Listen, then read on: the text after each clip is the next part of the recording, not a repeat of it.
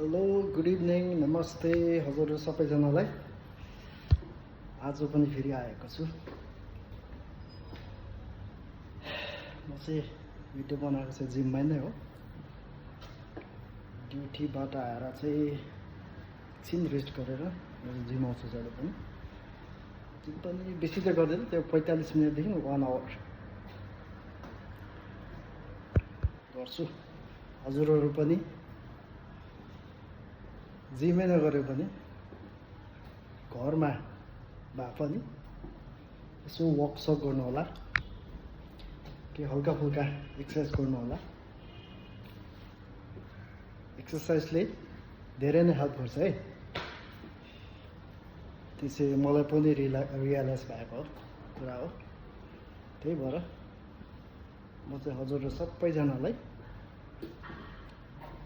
यही भन्छु, हल्का फुल्का भए पनि एक्सर्साइज चाहिँ गर्नु होला है त।